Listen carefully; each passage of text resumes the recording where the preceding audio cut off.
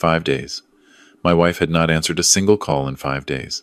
I kept telling myself there was a reasonable explanation. Margaret was 63 years old and had never once gone more than a day without checking in. Not when she visited her sister in Phoenix. Not when I was traveling for work back in my accounting days. Not even during that rough winter when the two of us were barely speaking. She always picked up. She always called back. But 5 days of silence, and my son's phone going straight to voicemail every time I tried, and his wife Sandra's number doing the same, that kind of silence doesn't have a reasonable explanation. That kind of silence means something went wrong. I had been sitting with it for 3 days before I finally decided to drive. I told myself I was overreacting, that I'd pull up to their house in Austin and Margaret would be standing at the kitchen window with a cup of coffee, laughing at me for making the trip. But I loaded a bag into the trunk anyway, locked up the house in Shreveport, and got on I-20 heading west before the sun was fully up. The drive gave me too much time to think. I'm a retired CPA, 34 years of looking at numbers until patterns emerged from what other people saw as noise. I knew what patterns looked like, and the pattern of the last several months had been bothering me in ways I couldn't quite articulate. My son Daniel had been calling more often than usual, but the calls had a different texture. Less catching up, more probing. Questions about the rental properties Margaret and I owned in Bossier City. Questions about our financial planner. Questions about what we'd done with the money from her father's estate 3 years ago. I'd mentioned it to Margaret after one particular call. She was out on the back porch deadheading the roses, and I told her Daniel had spent 20 minutes asking about the life insurance policies. She set down her clippers and looked at me with that expression she has, patient and careful, the one she uses when she thinks I'm getting wound up over nothing. "He's your son, Harold," she said. "He's probably just thinking about the future." I told her he'd never cared about the future when it cost him anything. She'd gone back to her roses, and I'd let it go. Margaret had always been the one who kept the peace with Daniel. I loved my son, but I'd never been blind to what he was. Smart enough to avoid working hard. Charming enough to make that look like a personality trait rather than a character flaw. Sandra, his wife, was sharper, more controlled. The two of them together had always made me a little uneasy in ways I couldn't put a name to. The Austin city limits sign appeared, and my hands tightened on the wheel. Their neighborhood was in the northwestern part of the city, one of those developments built in the early 2000s when everyone was convinced Texas real estate only moved in one direction. 2-story houses with attached garages and small lawns. Their place was on a corner lot, which I'd always thought suited Daniel, visible from 2 streets, giving the impression of more than there actually was. I parked across the street and sat in the car for a moment. Both vehicles were in the driveway, Daniel's truck and Sandra's Audi. The blinds in the front windows were angled shut. No movement visible. I got out and walked across the street. The morning was already hot the way Austin mornings get in late June. That thick, pressing heat that makes the air feel borrowed. I went up the front path and rang the bell. Nothing. I rang it again and waited a full minute. Then I knocked, 3 solid raps, and called out Daniel's name. A bird moved somewhere in the oak tree at the corner of the lot. Nothing else. I was reaching for my phone to try Daniel's number one more time when I heard a voice. "Excuse me. Sir, are you looking for the people who live there?" A woman was crossing the street toward me from the house diagonally opposite, mid-50s, wearing gardening gloves and a wide-brimmed hat, moving with the determined stride of someone who has made up her mind. She pulled one glove off as she approached and extended her hand. "I'm Carol Briggs. I live just over there." She glanced at the house behind me. "Are you family?" The word landed strangely. "I'm Harold Mercer. Margaret is my wife. She's been visiting here. I haven't been able to reach her for 5 days." Carol Briggs stopped. Something shifted in her expression, something that had been waiting behind a careful neutrality. She looked at me for a moment, then at the house, then back at me. "Something happened here," she said. "Last Thursday night. Around 11 o'clock, I heard a woman screaming. The heat around me seemed to intensify. I couldn't tell exactly what she was saying at first." Carol continued, pulling her other glove off and holding both in her hands. "But then I heard it clearly. She was saying, 'Call someone. Call an ambulance, please.' Over and over. I couldn't speak. I waited. I called 911, I didn't know what else to do. By the time I got to my front window, I could see Daniel outside on the driveway, talking to a dispatcher or someone on his phone, waving at my house like he was telling me to stop, telling me it was handled. But the ambulance came anyway, about 12 minutes later, and they went inside, and when they came back out, there was a woman on the stretcher. She paused. I recognized her. She'd waved at me from the driveway a few days before. "I think it was your wife." My mouth had gone dry. "Which hospital?" "Street David's Medical Center, on 32nd Street. She hesitated. "I assumed her family would handle it from there." "I'm so sorry. I didn't know no one had called you." I was already walking back toward my car. I dialed Daniel's number while I moved, heard it roll to voicemail, and hung up without leaving a message. I dialed Sandra. Same. Then I called Street David's, identified myself, asked about Margaret Mercer, and stood beside my car door while they transferred me twice. A nurse with a quiet, professional voice finally confirmed that a patient by that name had been admitted on June 19th, in serious condition and was currently in the ICU. I asked what had happened to her. She told me I needed to come in person. The drive to the hospital took 11 minutes. I parked in the first open space I found and didn't pay attention to whether it was a designated spot. The elevator to the ICU felt slow, in the way that only hospital elevators do. I identified myself at the nurse's station, and a charge nurse led me through a corridor that smelled of antiseptic and recycled air to a room where the blinds were half drawn and machines beeped with mechanical patients. Margaret lay in the bed with tubes at her wrist and a monitor clipped to her finger. She was asleep or unconscious, I couldn't tell which. Her skin had that hospital pallor, waxy and slightly sunken, that you never expect to see on someone who was standing in your kitchen 6 days ago. I sat in the chair beside the bed and took her hand. A doctor came within a few minutes, a hospitalist named Reyes, who reviewed a tablet while he spoke. He explained that Margaret had been brought in with severe respiratory depression combined with cardiac arrhythmia. Her blood pressure had been critically low on arrival. The toxicology panel had returned unusual results, a combination of opioid compounds and a beta blocker at concentrations well above therapeutic levels. Neither substance had been prescribed to her. I asked him to repeat the last part. He did. I asked whether this was consistent with accidental ingestion. Dr. Reyes looked at me carefully. He said that in his medical opinion, the concentrations found were not consistent with accidental ingestion of medication that wasn't prescribed to the patient. I thanked him. After he left, I sat in the chair and held Margaret's hand and did not move for a long time. A detective arrived at the room just before noon. She was a tall woman with close-cropped gray hair and the measured bearing of someone who had been delivering difficult information for many years.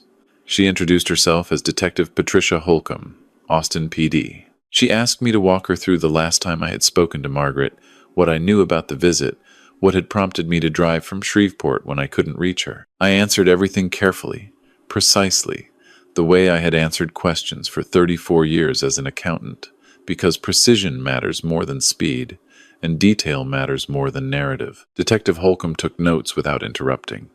When I finished, she told me that Daniel and Sandra had both given statements the previous evening, after being located at a hotel in San Antonio. Their account was that Margaret had become anxious and disoriented on the evening of June 19th. They believed she had taken medication that wasn't hers, possibly from Sandra's prescription bottles, because she was having trouble sleeping. They said they were in the process of assessing whether she needed emergency care when the neighbor made what they called an unnecessary 911 call. They said they had not notified me because they didn't want to alarm me until they knew more, and that they had gone to San Antonio because they needed distance from a traumatic event.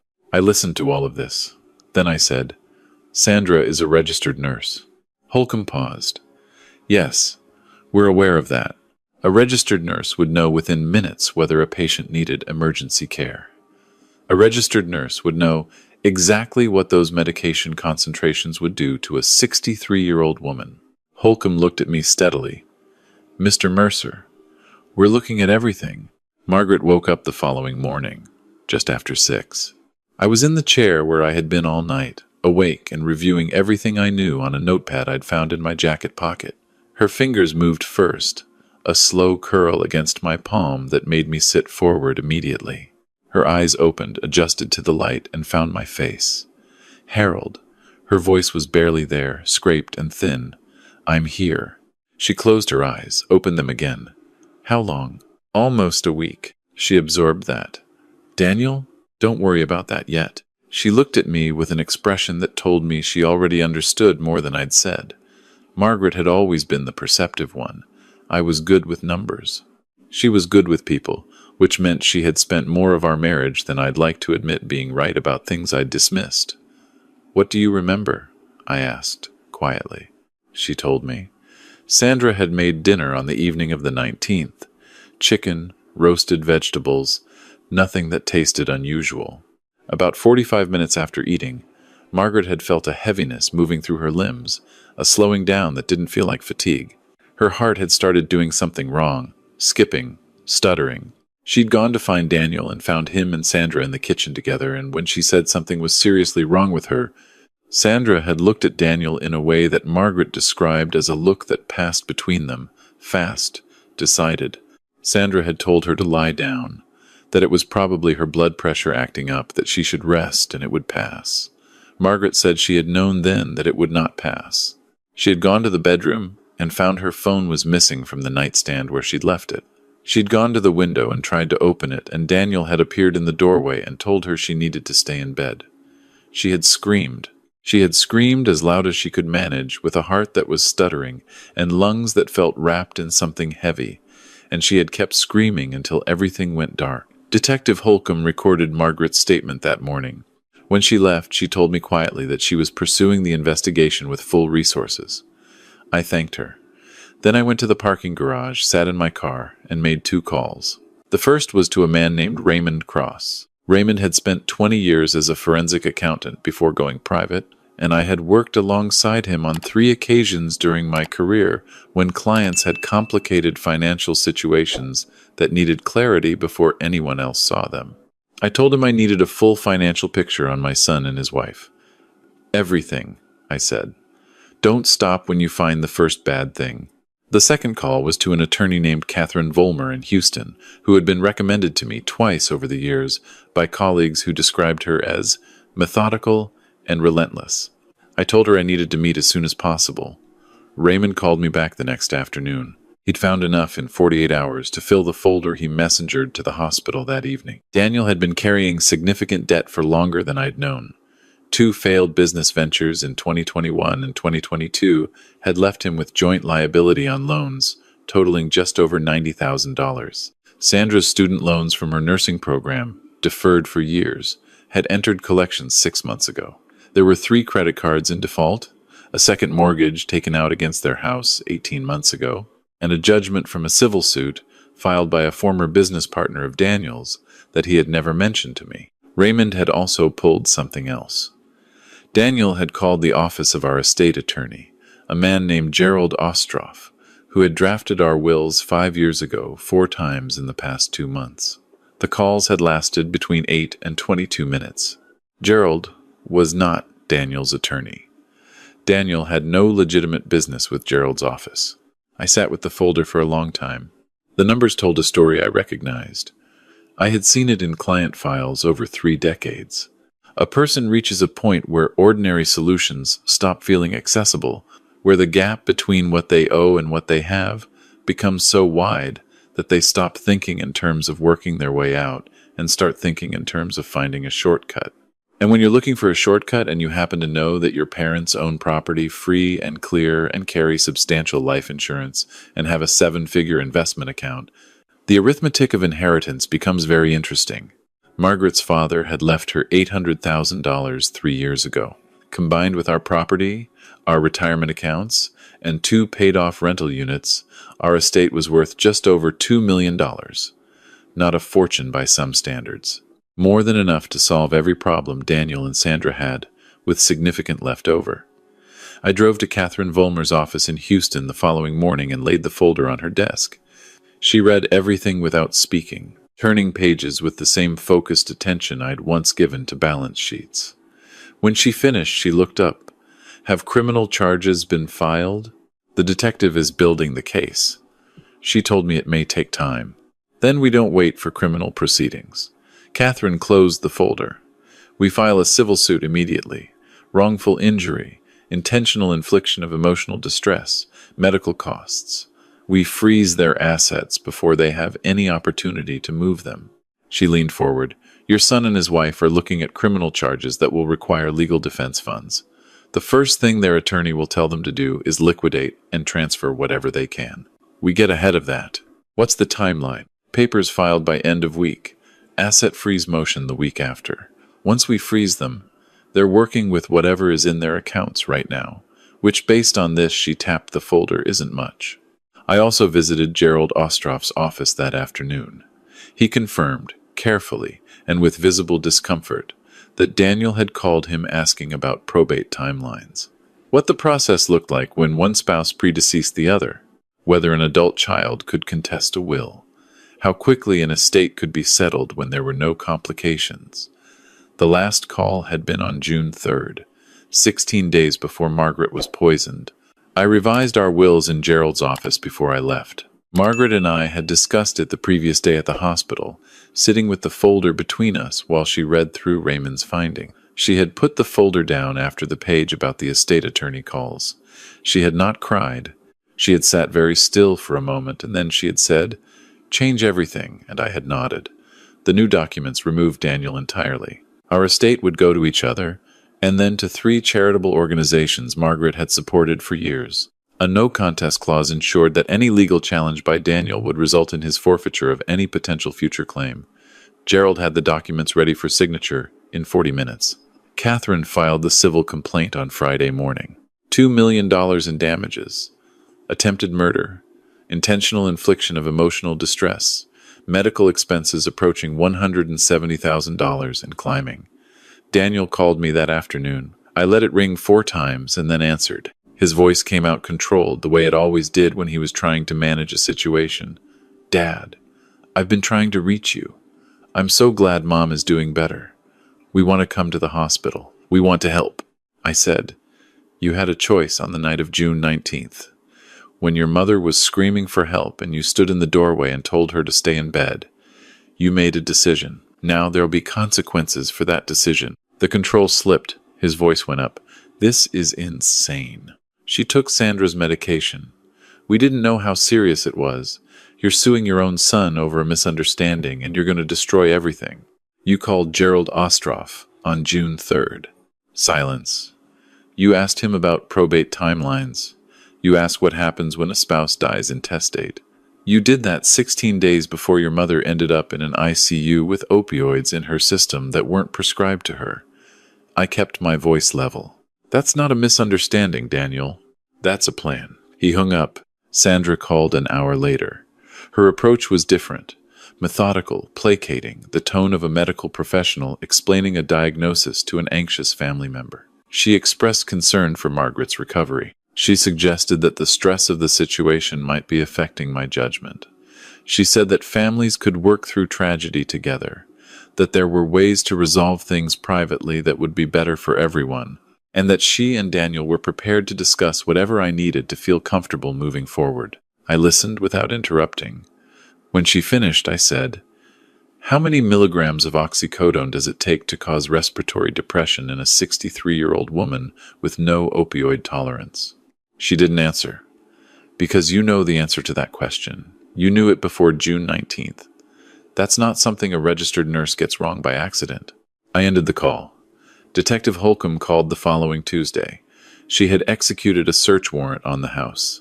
In Sandra's nursing bag, they found an inventory sheet documenting medications she was supposed to have returned to her employer after a home care assignment ended in May. 3 of the listed items were not in the bag. One was an opioid compound. Another was a beta blocker used to manage cardiac arrhythmia. They also found Daniel's laptop. The browser history contained searches conducted over a period of 3 weeks prior to June 19th. Symptoms of opioid overdose in elderly patients. Drug interactions between opioids and cardiac medications. How quickly beta blockers affect heart rhythm. Estate settlement timelines in Texas. Detective Holcomb paused after she read that last one. I could hear her choosing her words. "Mr. Mercer, the DA is preparing arrest warrants. Attempted murder in the first degree for both of them. We're moving on this by end of week. I wrote down every detail on the notepad I kept beside me at all times now. Keep me informed, I said. The arrests happened on Thursday evening. I was at the hospital when Holcomb called to confirm. Margaret was sitting up in bed, stronger than she'd been any of the previous days, working through the physical therapy exercises the nurse had shown her. I told her quietly, and she set her hands in her lap and looked at the window for a moment. "Bail?" she asked. "Hearing tomorrow morning." The bail hearing set bond at $200,000 each. Daniel and Sandra posted within 48 hours, using the equity in their house. Catherine filed the asset freeze motion the same afternoon. 3 days later, a judge granted it. Their bank accounts were locked. No property transfers permitted. The house they'd used for bail was now frozen in legal limbo. The media found the story 8 days after the arrests. A local Austin station ran a piece on a Thursday evening broadcast, and by Friday morning it had been picked up by 2 Houston stations and a syndicated true crime newsletter. The coverage was factual and detailed the laptop searches, the missing medications, the estate attorney calls, the neighbor's 911 call. A legal analyst appeared on one segment and called the premeditation evidence some of the most direct he'd seen outside a courtroom. My phone started ringing with numbers I recognized. Friends from Shreveport, former colleagues, people I'd known for 20 and 30 years calling with carefully worded questions, some of them. An old colleague from my accounting days called on Saturday morning. He said he'd seen the coverage, expressed sympathy, and then said, gently, that sometimes grief and fear could make situations appear more calculated than they actually were. That maybe there was room for a conversation before things went further. I told him the same thing I'd said to Daniel. That on the night of June 19th, my wife screamed for help for long enough that a neighbor across the street heard her clearly through closed windows, and that my son stood in a doorway and told her to stay in bed. That is not grief and fear making things appear more calculated than they were, I said. That is what it is. He was quiet for a moment, and then said he understood. The calls slowed after that. I didn't answer most of them. Then their attorney made his move. His name was Glenn Parrish, a former federal prosecutor who had spent the last decade building a reputation for aggressive criminal defense work. His first action was a media interview, Daniel and Sandra sitting in the living room of a borrowed house. Daniel in a button-down shirt looking exhausted and sincere. Sandra measured and composed, describing a terrible accident and a father too consumed by grief to see clearly. Parrish appeared afterward to state that his clients had done nothing but try to help a family member in distress, and that a vindictive civil lawsuit was now being weaponized to punish them for a tragic mistake. Catherine called me the morning after the interview ran. Parrish is good, she said. This is standard. They're trying to shape the jury pool before the trial date is set. Don't let it rattle you. It doesn't rattle me, I said. I've spent 34 years looking at what numbers actually say versus what people claim they mean. Good, because he's also filed a countersuit, defamation and tortious interference with business. They're claiming the civil lawsuit and your public statements have damaged Sandra's nursing career and Daniel's ability to contract. They're asking for $300,000. What does that accomplish? Leverage. Pressure. He wants you to back down or settle. Don't. I didn't. The break came from a direction I hadn't fully anticipated. Sandra had a younger sister named Diane who had apparently been trying to contact law enforcement since the week of the arrest. Detective Holcomb called me on a Wednesday morning to tell me that Diane had come in voluntarily to give a statement. She explained that Sandra had called her in the second week of June, approximately 10 days before the poisoning. Sandra had asked Diane, in a hypothetical framing, what the legal situation would be if someone in the family became seriously ill and the family needed to access their finances quickly. Diane said she hadn't understood the question at the time. After the arrest she had, Diane also told investigators that Sandra had mentioned in the same conversation that she'd recently had access to certain medications from a home care assignment that she hadn't yet returned. That call was on June 9th, 10 days before Margaret ended up in the ICU. Holcomb told me the DA was filing additional charges based on Diane's statement. Conspiracy to commit murder. Solicitation. The original attempted murder charge remained. 2 weeks after the arrests, Catherine and I sat across from each other in her office with the asset freeze confirmed, the criminal charges filed, and the civil case scheduled for its first hearing. Daniel is looking at the evidence and understanding what it means, Catherine said. She set down her coffee. His attorney is going to advise him to cooperate. It's his best available option. You think he'll turn on Sandra? I think he already knows that Sandra was the one with the medical knowledge. She selected the medications. She determined the dosages. He provided access and stood in the doorway. Those are different levels of culpability, and Parrish knows it, which is why he may not be able to represent them both much longer. She was right about the timeline. 9 days later, Parrish withdrew from representing Sandra, citing conflict of interest. She retained separate counsel. The following week, Daniel's new attorney contacted the DA's office about a cooperation agreement. I found out about the details from Catherine, who had sources at the DA's office. Daniel had provided a written statement describing the full scope of what had been planned. Sandra had identified the medications, calculated the doses based on Margaret's age, weight, and absence of tolerance, and removed them from her nursing bag. Daniel had confirmed the timing, ensured Margaret's phone was inaccessible during the critical window, and positioned himself in the doorway when she tried to leave the room. The conversation about Gerald Ostroff's office had been Sandra's idea. The estate timeline research had been conducted on Daniel's laptop because Sandra had suggested using a device she didn't own. The statement was 41 pages. Catherine read me a summary over the phone. When she finished, I sat in the kitchen of the Shreveport house, the same kitchen where Margaret had been standing a few months ago telling me I was getting wound up over nothing, and I looked at the surface of the table for a moment. What happens now? I asked. Daniel pleads to conspiracy to commit attempted murder. 7 to 10 years. He testifies against Sandra at trial. Sandra is facing the full attempted murder charge plus conspiracy, plus obstruction for the false statements to police. She's looking at 15 to 25. And the civil case? We proceed. The criminal guilty plea becomes evidence in our civil proceeding. The judgment we get will follow both of them regardless of the bankruptcy they've already filed. I called Margaret that evening. She was staying with her sister in Phoenix during the recovery, building her strength back on her own schedule. I told her everything Catherine had said, laying it out the way I always laid things out for her clearly, in order, without embellishment. She was quiet for a moment after I finished. He wrote 41 pages, she said. Yes. He stood in the doorway while I was screaming. And now he wrote 41 pages. I didn't answer, because there wasn't anything to say to that. Does it help? She asked. Knowing that, I thought about it. It helps the case, I said. I don't know if it helps anything else yet. She said she understood. Then she asked about the roses in the backyard, whether I'd been watering them, and I told her I'd been trying. And she said she'd call the neighbor girl who sometimes helped in the garden, and we talked for another 40 minutes about ordinary things, the way people do when they have survived something that could have ended all their ordinary conversations permanently. Daniel's formal allocution happened on a Thursday morning in October. He stood before the judge and confirmed, under oath, everything in the 41-page statement. The judge accepted the plea, 8 years, with possibility of parole after 6. The courtroom was quiet in the specific way that courtrooms get quiet when what is being said is too large for the space. I watched my son speak the words and tried to find something in his face that I recognized from the person I'd raised. I found less than I expected. Sandra's trial lasted 4 days. Daniel testified for 7 hours over 2 sessions.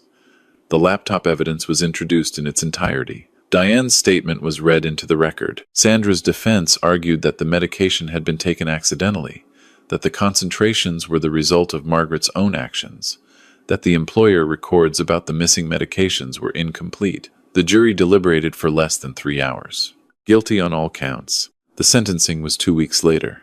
I brought Margaret, who had come back to Shreveport in September and had been recovering steadily, walking farther each morning, getting color back in her face. We sat in the second row. The judge addressed Sandra directly before pronouncing sentence. She said that what Sandra had done required not only intent, but professional knowledge, that she had used training meant to preserve life to calculate how to end one, and that the court found no evidence of remorse in her conduct before, during, or after the crime.